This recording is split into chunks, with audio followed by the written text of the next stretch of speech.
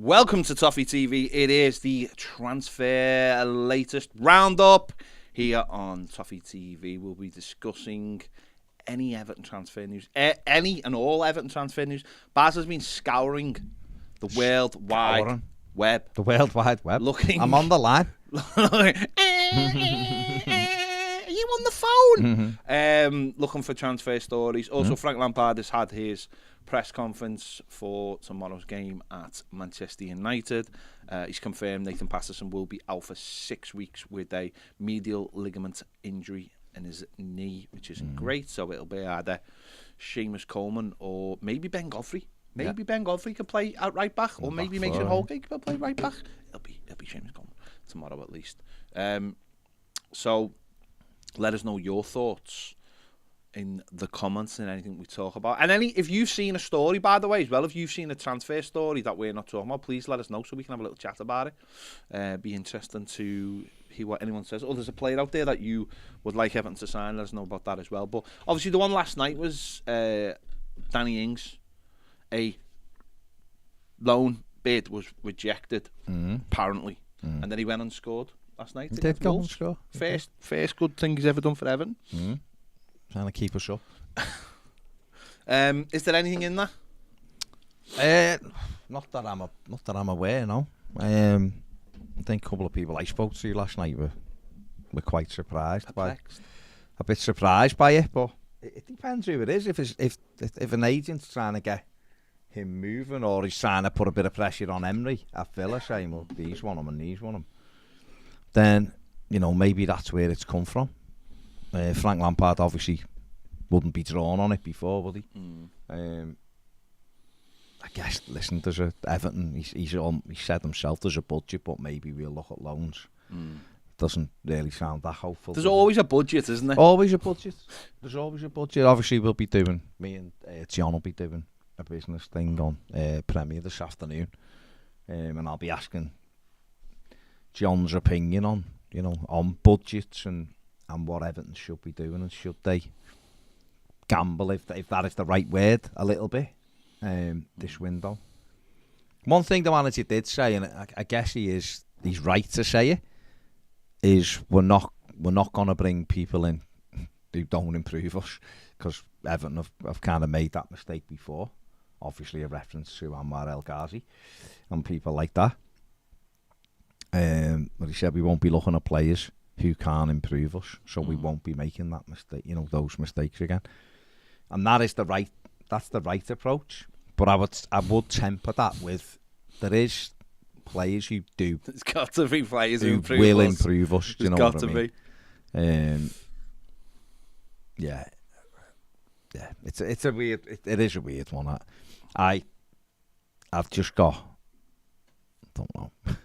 I've got no confidence in my football club, I'm afraid, from the board downwards. And I don't even know if I can criticise Kevin Felwell about this, because if he hasn't got a budget to work with, or the money men are saying no, then what can he do other than scour for does this fit our criteria? Does this player make us better than what we have? If the answer is yes, right, can we do the deal? Well, he's still, Kevin Felwell is still putting the pieces together, isn't he? Because what I would say about Kevin Felwell, I know he's got a lot of criticism, and I think, there are things you can criticise him for.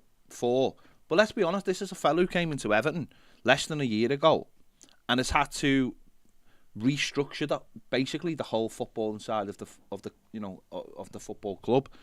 He had to bring. He didn't just have to replace people. He had to bring people in for positions that were unfilled and are still unfilled. There's been talk in the last 24 hours that Chris Perkins is going to return from Spurs. Yeah. To be the head of emerging talent. Yeah.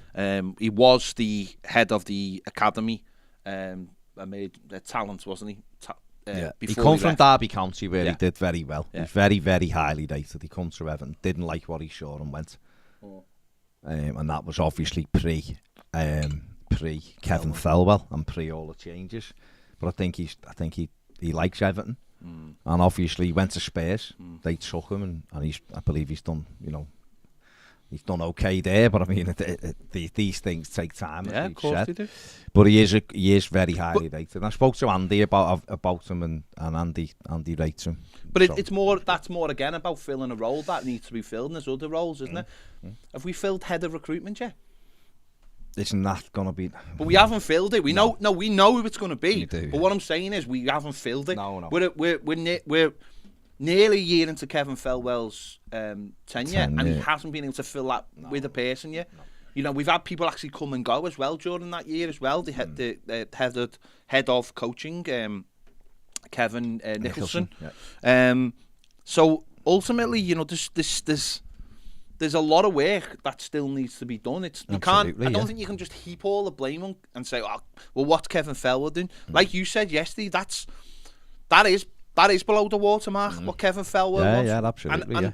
And without knowing who wanted some of the players that we bought in the summer, without naming names, it's hard to point the finger at him and go, well, it's on him. He's to blame. So that's the stuff where I think in 2 or 3 years you might start to see stuff, and that then, you know, again, obviously that puts more pressure on the people who are doing the first team stuff. Well, it's got to, hasn't it? And I'm quite sure. Well, he is. He's heavily involved in the first team stuff. But again, like we've just said, until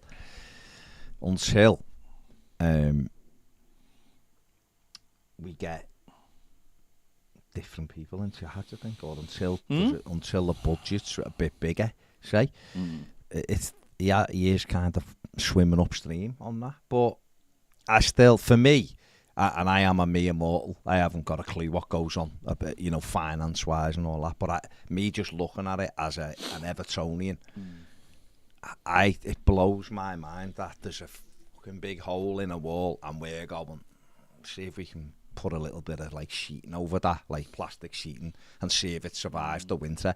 You'd literally be going, we need players in January, or this club is going. So, right, this is September. The manager, again, I've backed the manager, I like the manager, but he's just given an answer that is nonsense to me. Alistair McGowan, brilliant question. You know, I think it was Alistair McGowan, or it might have been Vinnie O'Connor actually, but it was, well, you knew you needed reinforcements since the summer, and it was Vinny, wasn't it? And fans are saying, like, why haven't you got someone on day one? And the manager says, post World Cup, transfer window, agents, mate. We should have been doing deals in 2 months before the World Cup. The minute the window shut and we went, we haven't been able to get that player in. Why haven't we progressed with agents and clubs then? Do you think that's from what you just heard? Then do you think some of the media are being a little bit more bullish with Frank Lampard in the press conference and wanting stronger answers? Because listen, Alistair McGowan, who's a friend of the show, of course, he's always been quite bullish because he's got no attachments. He's not asked. Noticed a discernible change in, like, say, Vinnie O'Connor. I've seen him on Sky yesterday. Just listen to him there. Slightly more, just a bit more aggressive.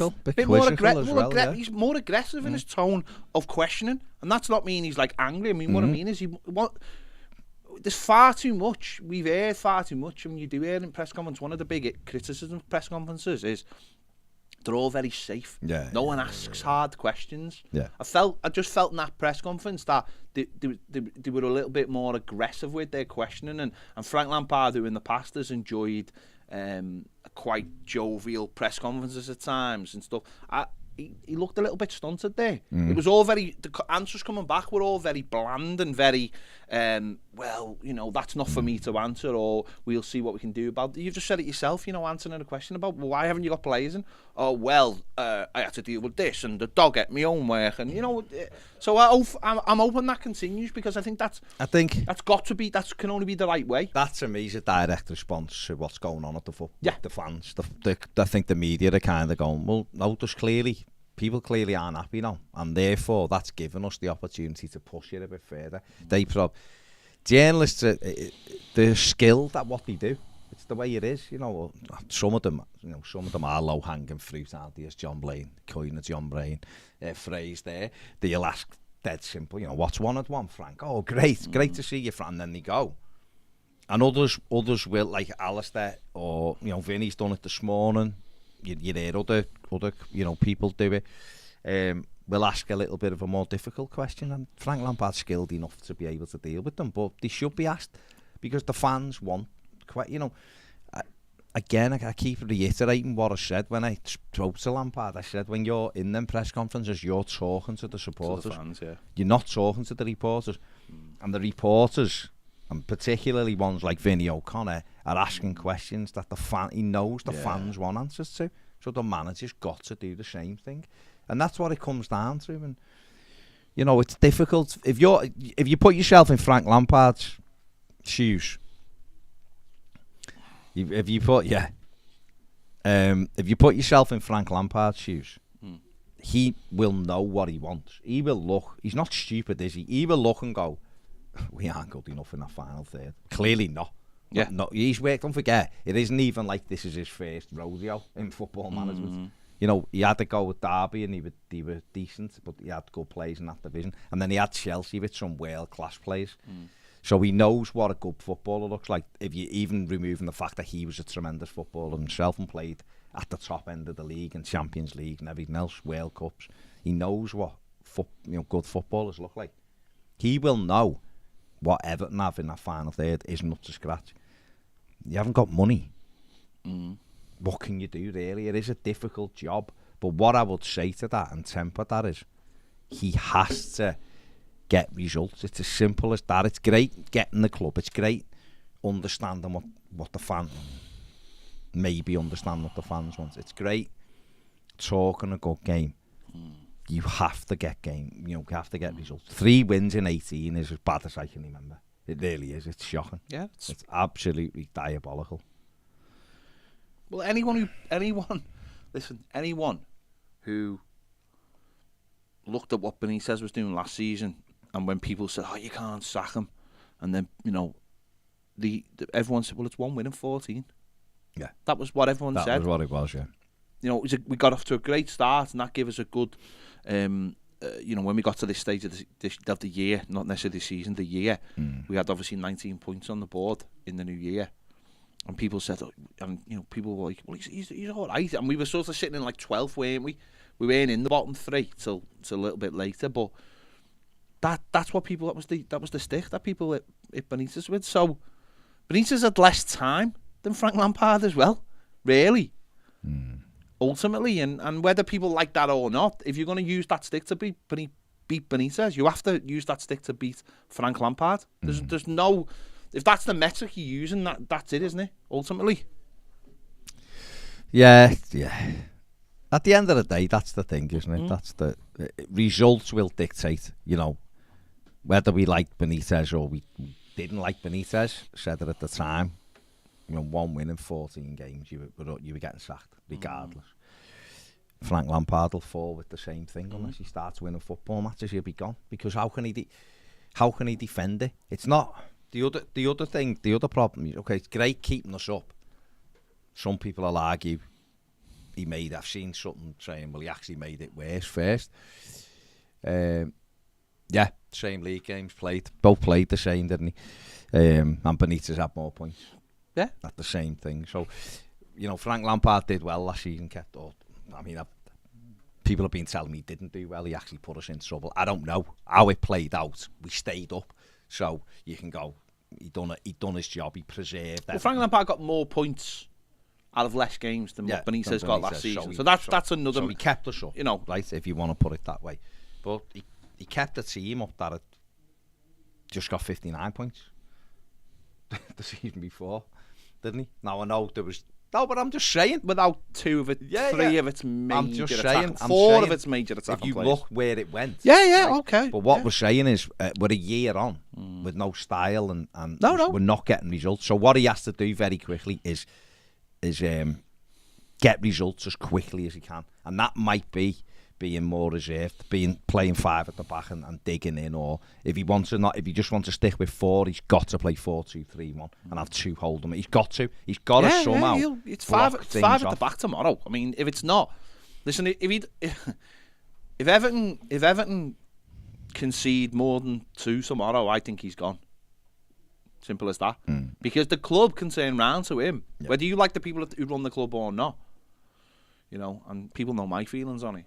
They'll go, you went to Man City last week and you played this style and it got us a point. And you changed that style and you go to Man United and you do that again. Why aren't you just sticking with that? Tells us. I think, to be honest, in his press conference, he just confirmed he's playing 5 at the back. Yeah. He went, well, we'll, you know, be similar to Man City last week. You know, I think, it is weird. But hopefully, what I would ask people like the Blues in the comments, because you always got lots to say. Good lad. Always got lots of opinions. Do you, and this is, you know my feelings on Frank, so they're, you know, but do you believe another manager could get more out of this squad, or this team right now than what the manager is? Because that's the first thing you always have to ask. So, Mathew Litherland says, Toffee TV is the centre of my life. Well, thank you very much. But that's the centre of my life. I hope that you have a better life then, and we become just part of it. Yeah. Because Everton stresses you, doesn't it? Let me just throw this in. Oh, go on. Non-Everton related. Oh, go on. Chelsea have just signed Monaco defender Benoit Badiashile. Oh, yeah. 35 million. Yeah. 7.5-year contract. I thought that wasn't allowed. I thought you could only buy... No, I genuinely thought there was something in the rules that you could only sign people for 6-year contracts. That was the longest you could buy. Spain have had 10-year contracts? No, Spain's a different country. Oh, okay. It is you're absolutely right. You're spitting facts. Spain is a different country. 21-year-old on a 7.5-year contract. Well, they're about to sign 3. They've also signed Andre Santos, who was an 18-year-old box Brazilian midfield player. Say boxer then? No, boxer, that'd be a bit weird. And they've got another kid as well. Oh, and they're getting Fernandez as well for 112 million. No, it's the opening bid's 85. Well, Benfica today have... I know, but... No, it's come out of Benfica. They've said we're in the money. So, Tim Vickers said it's done in Argentina. Yeah, but I'm saying his get-out clause is 135, but apparently they're not prepared to pay that. They will pay the rest in tips and tabs, but Chelsea going for it, because why wouldn't you? Colin Mumford says this club has had 12 months to find a striker. It's a joke. It has, yeah. And listen, he's absolutely right. I said this on round deadline day. The simple fact is, Everton should have been looking to replace Dominic Calvert-Lewin, not bring in an understudy for Dominic Calvert-Lewin. And I know that would take a lot of money, but yet the club just still continue to just arse about. And we are. It is the 5th of January. I know that, but I think a lot of people did expect Everton to have one in by now because they really, really, really need it. That's the reason why, isn't it? Jazza Dickens is in the comments. Is he big Jazza? Well, or someone who's called himself Jazza Dickens. Fair play. It was the real Jazza Dickens. Hope you're good, Jazz. It said Nick Barmby's coming back on loan. Can't divulge my sources. Doesn't sound like something. No, Jazz it doesn't sound like something like Jazz would say. Jazz is. I don't think Jazz is that old to remember Nick Barmby. No. 1878 Blues says thoughts on Orosic going to Southampton. Good experienced player that Everton have been linked with as well. £8 million. Could do the job for them. Could get the goals. They were awful last night. Lost again to they lost to Forest and they've got what they've needed. Will it work? If it works, then it'll be an outstanding deal. We saw Weghorst go to Burnley last January in something similar. You have to take risks when you're in the bottom 3, don't you? If you have to. Yeah, we're at Everton. You have to take risks, and they're taking a risk. And to them, it's a calculated risk. It might have inbuilt things like Weghorst did at Burnley, where you go out on loan if you get relegated and you don't have to pocket the rest of the money. It could have a relegation clause in it. It could have a lot of... I imagine it'll have a lot of clauses to protect the club. And the player, of course. Player's not going to want to move and go down. His job is to keep them up, and then he's in the Premier League next season. And that's what Everton have got to do, really. Whether it's that player or not, that's a different thing, but that's what Everton have got to do. They've got to go and find something that could give them that spark, that little Jelavic spark, that little Kevin Campbell spark. You need something, don't you? Yeah. That's what you do. Nathan Hamlin says there's a lightning quick French striker named Wah. Yeah, I spoke about him yesterday, Nate. He's highly rated, isn't he? Alex says, considering our lack of creativity, would Isco be worth a punt on a free transfer? No. What about Raquelme? That Raquelme free fella? At the end of the season, James. Get him for £1 million.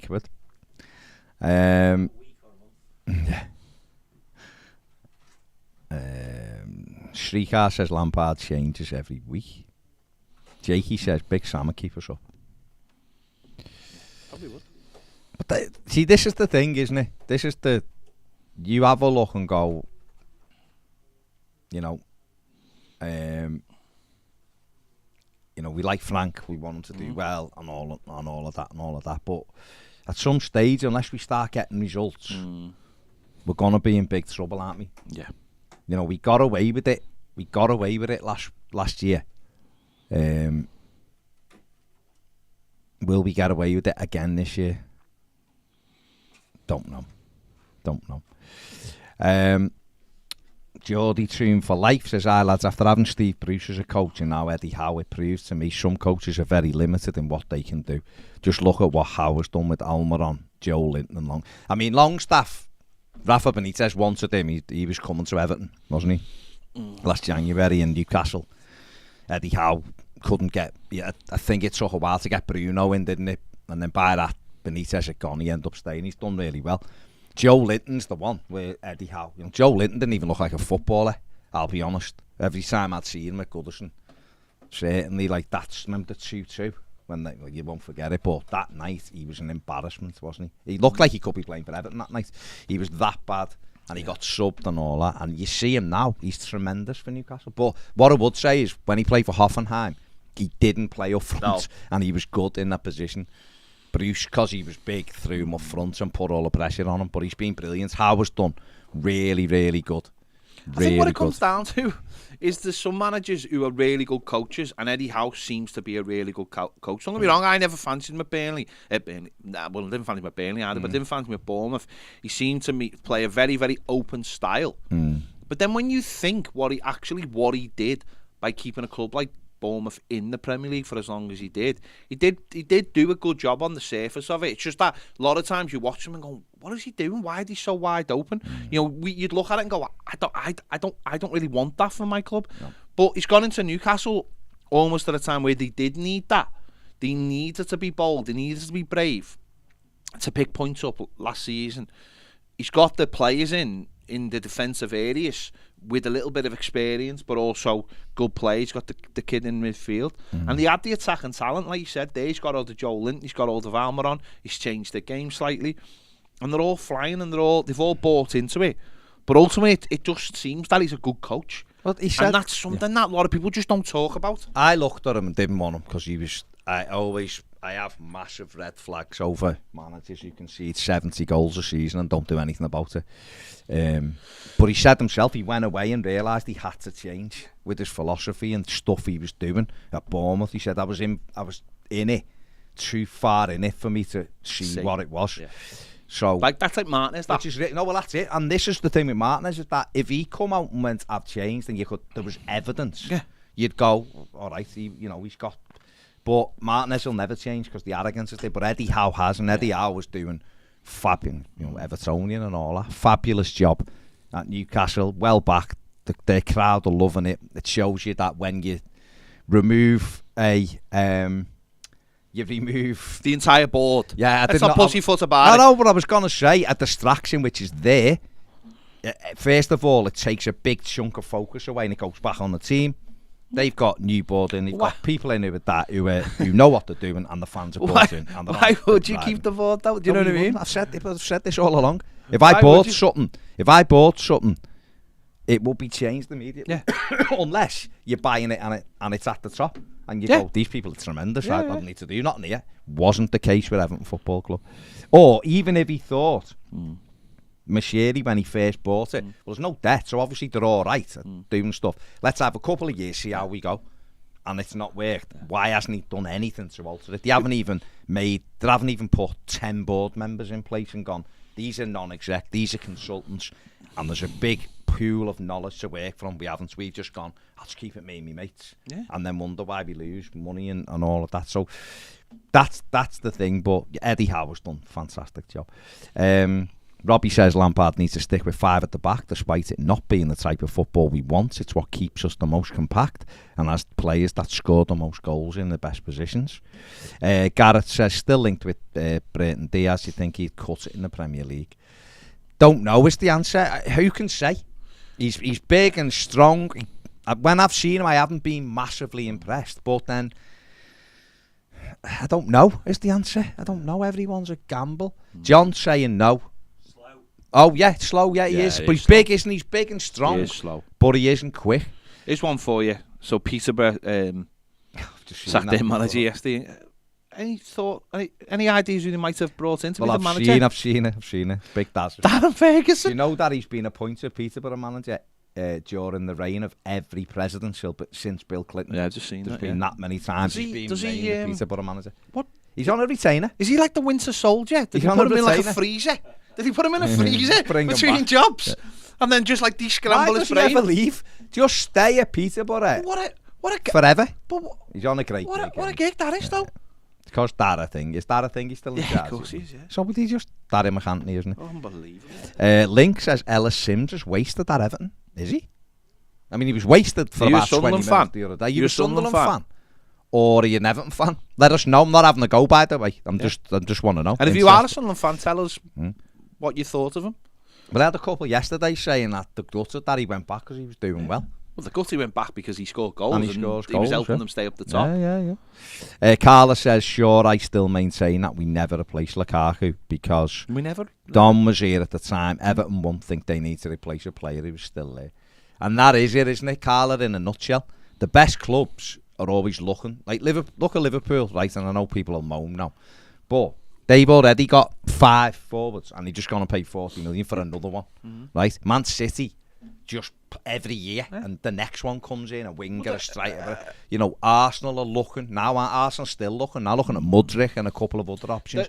Spurs went and got Richarlison. The teams... Good clubs always bring in the player a year before the player leaves. Look at Man City, the way they've done it with, like, the way they'll have a player. So they had Fernandinho, didn't he?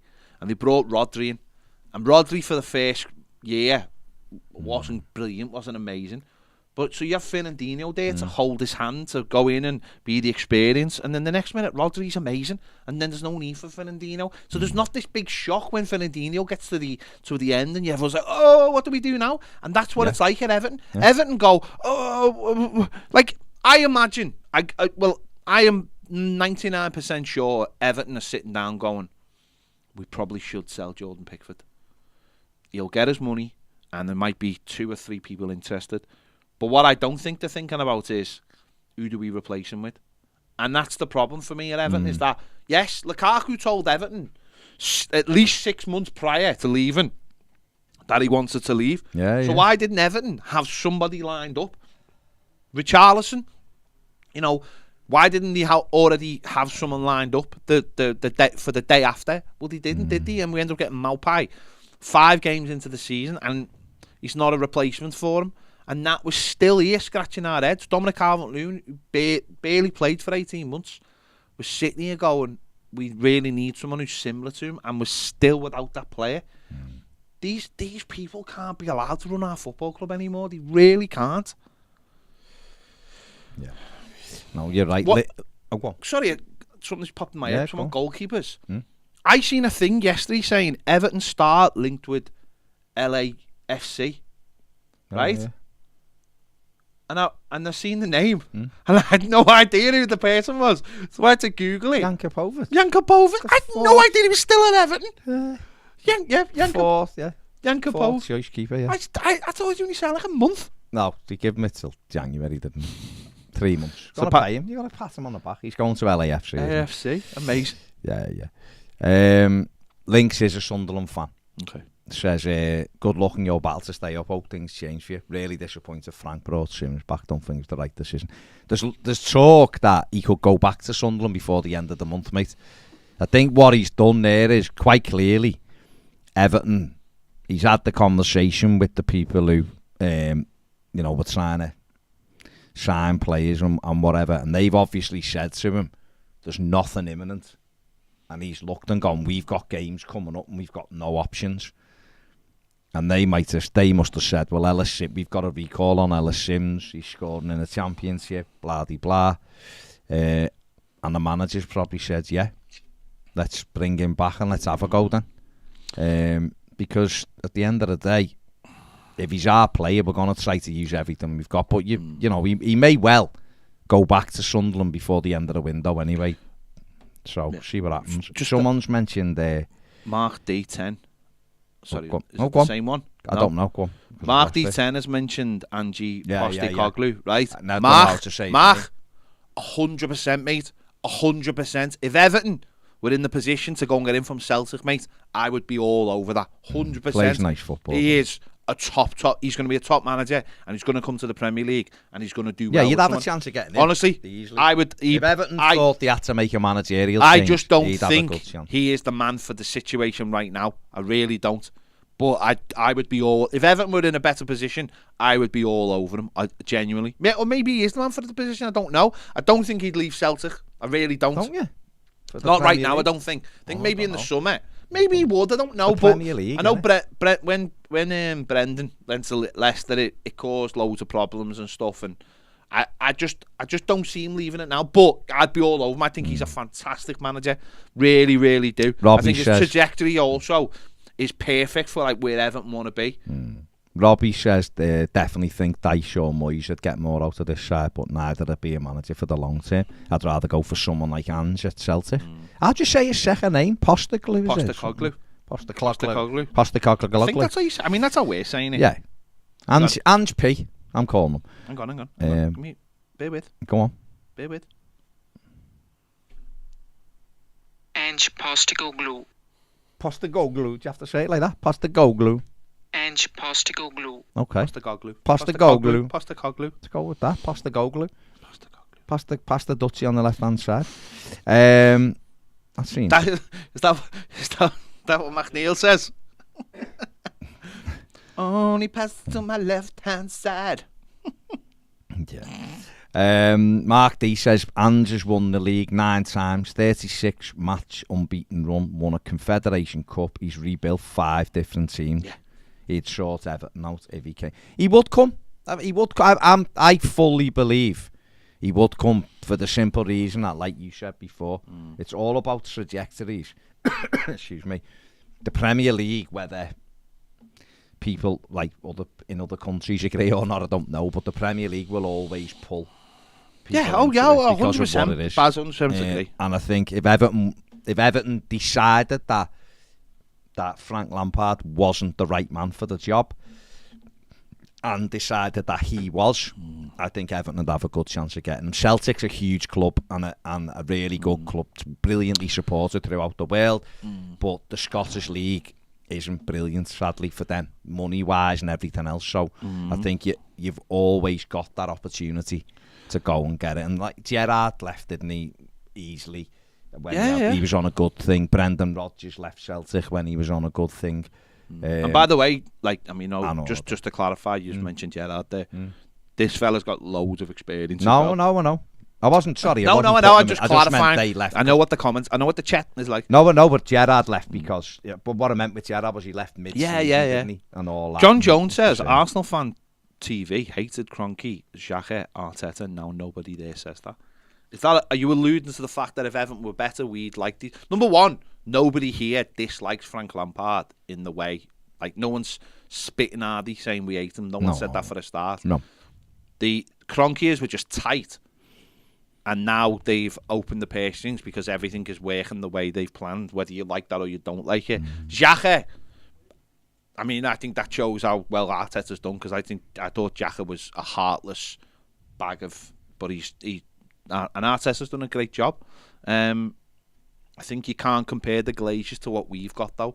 Sorry, not the Glazers, the Kroenke. Kroenke's got loads of money. He just wasn't quite spending it because he wanted a plan, and the plan is now there. Edu, Arteta, everything seems to be working.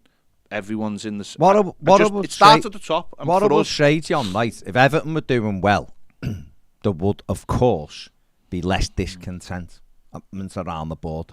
Of course there would. That just goes without saying, doesn't it? It goes without saying. But if people looked at it in the cold light of day with facts and just went, your club loses £100 million a year. Your club doesn't do this. Your club doesn't do that. You start going, oh yeah, actually maybe there is something bigger here. Someone said before of 8 managers really being wrong. Every one of them being wrong for Everton because there's been a different type of manager in that time.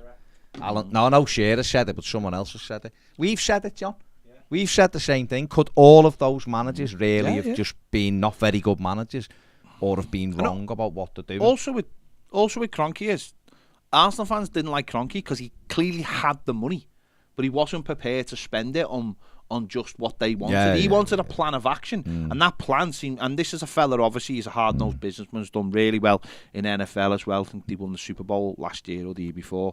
He's done really well, and it was the fact that he wasn't spending the money, and Arsenal were making money, and he wasn't spending it. That's why they were so critical of Kroenke. They thought he was going to be like the Glazers and keep all the money himself. Listen, I don't know whether there's evidence of that or not. I think what we've always said, and certainly what I've always said, is that before Toffee TV is that, we lose so much money. We have bad people, in my eyes, making bad decisions at the football club, and I've always thought that. My issue has always been the people who run the football club are not good enough to run the football club, and I think there's plenty of evidence to suggest that. Plenty of evidence. Sunderland have wished Ellis Sims a happy birthday. That's anyway. nice. So there you go. That's nice. See, they're doing it. Links, I told you. It's all there. Mark D says Ange want guarantees if he came, doesn't suffer fools. He just focuses on how to improve his club. Nathan Hanlon has said it's Postecoglou. Okay? Postecoglou. Ange's Postecoglou. That sounds good Big to Ange. me. That sounds good Big to Ange. me. Ian Murphy says, if I feel anyone we sign, our fans will bitch and moan. We could find the next Messi and he'd have a bad game. See, I don't. Well, what I would say, Ian, hang on, because I know what I'd say, right, Ian. What I would say is there is a little bit of that from on social media, right? To me, what loads of people will say this, right? Someone put a tremendous thing to me last night about because someone had. Because of what we'd said, someone accused us of stirring up hate for a 70-year-old man. Just one fella. Couldn't care less. Right, and loads of people ripped them. He's 77. Right, it is what it is, right? But someone said, what you've got to remember with Twitter is it's like you're driving in traffic and people are just beeping the horn. People just go, right? The reality, and it's right? The reality is you see things on social media and you go, and then you go to match, and it's nothing like that. It's literally nothing like it. Yeah. So I know 10 or 15 mouldy people on Twitter create this thing that this thing's either amazing. Yeah.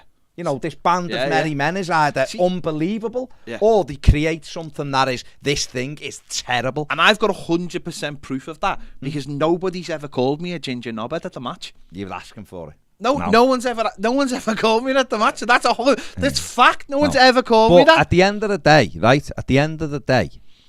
right? Evertonians, some of them will moan and bitch on social. If Everton come out and said Everton have just signed Terry Mathew from Lorient for 18 million, people will come out and go, "What him? What? He's this, he's that." Right? They would.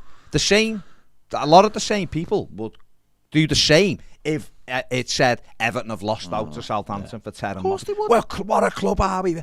Right? But people in the match who go to match and are there in the match, and that's all I'm judging it on, the 39 or 37,000 Evertonians over there always back our players in general, don't they? Yeah. When you pick up your phone, right? Anyone on social media, you pick up your phone, you're normally just sitting on your own, right, aren't you?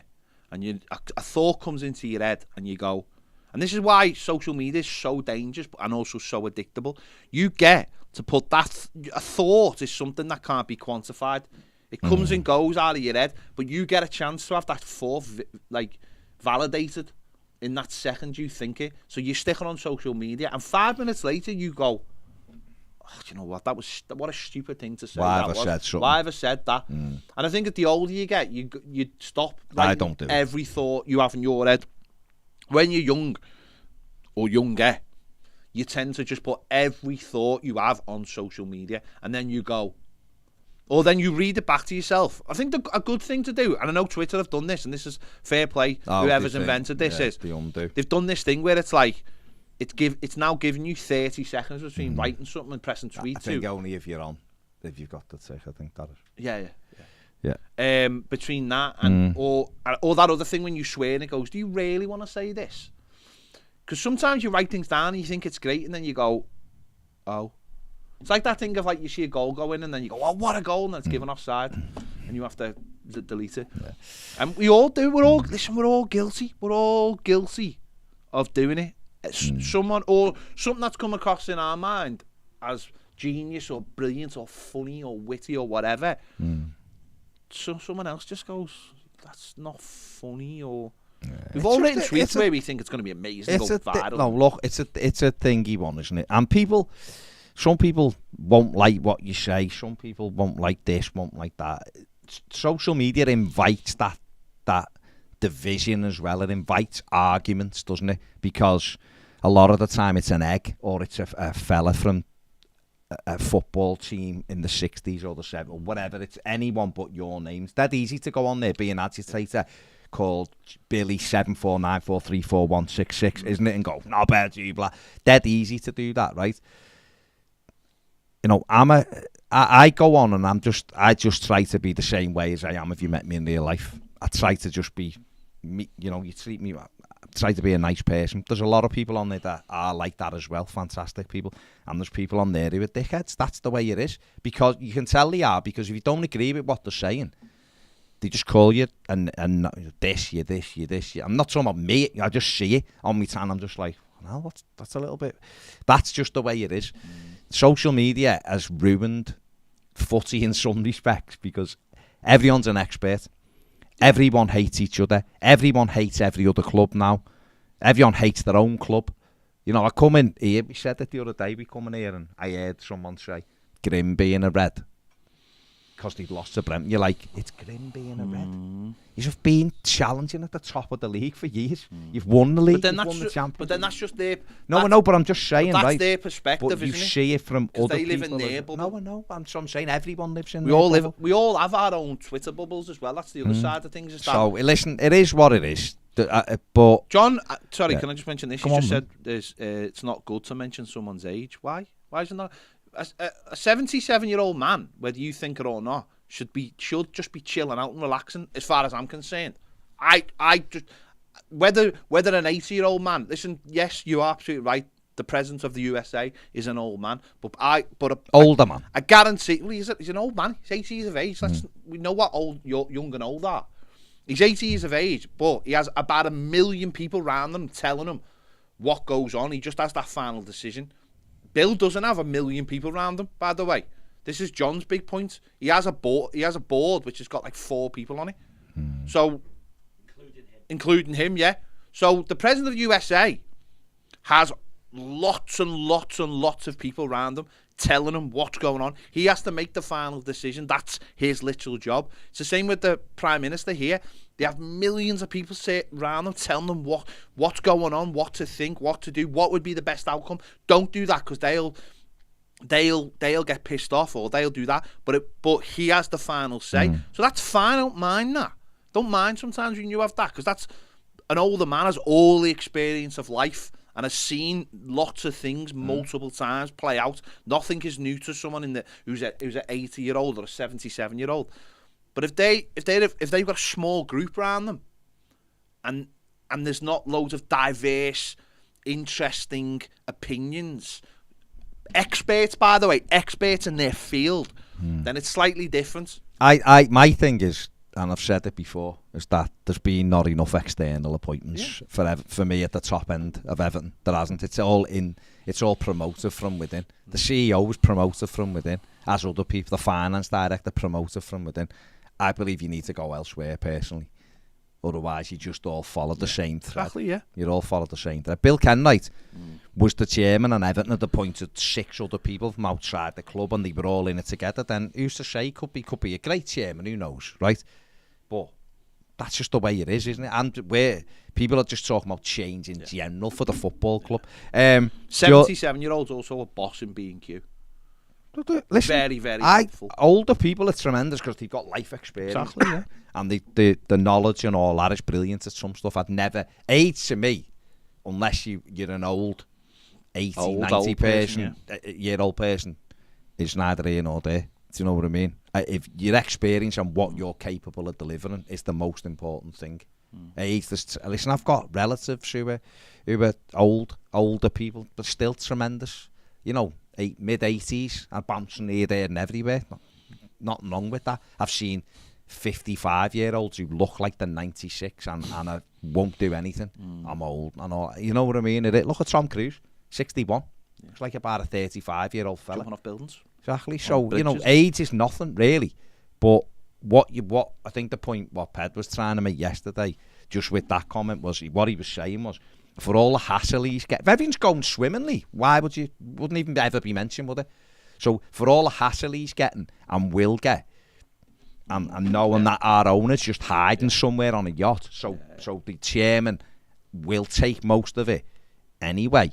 Why would you be bothered with that at that stage of your life? If you've got the income, you've got the money. I don't think he has to worry about his heating bills or his mortgage, right? Why wouldn't you? Why wouldn't you just go and relax and enjoy your life? The other thing with age, without being ageist, is that you are obviously, like you've just mentioned it there. The older you get, you sort of drift away from the trends. Like you'll be on social media less and all this kind of thing. Yeah. If you are 77 or you're 80 or whatever, and there's a new business practice, you need the right people within your organisation to say, listen, this is the new way to do things, because and the way the world changes so fast now. I'm not being ageist. What I'm saying, it's about having the right people to go. Listen, because you might, if you brought in. Hang on, we're of a certain age, aren't we? Right? So we have Ned and Paige in here. If you're just doing it from our perspective, they do TikTok stuff. Yeah. And we just go. Yeah. We start laughing. Go, what's happening there? And they do it. And they go, there's this trend on TikTok. Yeah. And I go, we're not doing it. Do it then. You do it. That's or they'll go, can you do this for us? And then Baz ends up having to do a dance. Of course. It's about who you surround yourself with. It's about having. So if Everton had a 40-year-old CEO who'd just been from a big tech company or something, then you'd go, well, Everton are on the right track. It's not about the age of the person. It's about who he surrounds himself with. But if I'm 77 and I've got money, I'm on a beach, mate. I don't need that. That's me. And you've had health issues. Yeah, I just want to chill and enjoy my life. You'd go, come to every match, do whatever you're doing and all. Anyway, that's that. Right, let's just race through a few of these. Geordie Tune for Life said, lads, our club is exactly the same. We all have experts who are actually idiots in real life. That's just social media for everyone, isn't it? Really. Everyone. Sorry, that's just... Yeah. Instead of people are putting different names they could give me, rather than Ginger in our bed. I'm going to go with Strawberry Blonde Assassin. That's my one. Okay. Fair enough. Bilbo Baggins says, just on the Eddie Howe thing, he's obviously done a good job, but it's a lot easier to motivate players who want to fight to keep their place on a team on the up. But hasn't he? That is a good point. But also, hasn't he created that team on the up then as well? He must have created that environment, mustn't he? It's okay having them airing about the money and all that, but you have to create that environment, I think, don't you? Personally, well, that's what I think. The Blues says the urban antagonist. There you go. That's not a bad one. I'll take that. A bit of a mouthful, but they always say. Where are we? Dafford Barnes says, hopefully we can turn the season around. It's not too late. I know things are not good at our club, but we've got to believe in what we have. Otherwise, we have nothing. Yeah. The Blues said, Ped, did you know McNeil is second in our squad for tackles per 90 and 7th in Europe's top 5 leagues for take-ons completed in 2022? Mate. Means absolutely zero. He's crap. He's not very good at football. He's not up to the standard that Everton required just right now. I'm sure he's a very nice person. Yeah. There you go. Brad says only Everton could have months to scout continental Europe and not go any further than 2 hours down the M6 for a 30-year-old. Adam simply says sack the board. Fair enough. Michael Cosgrove says, wow, I thought Lampard interview was very telling. When it's, asked why we haven't had anything lined up, Lampard answers, but who?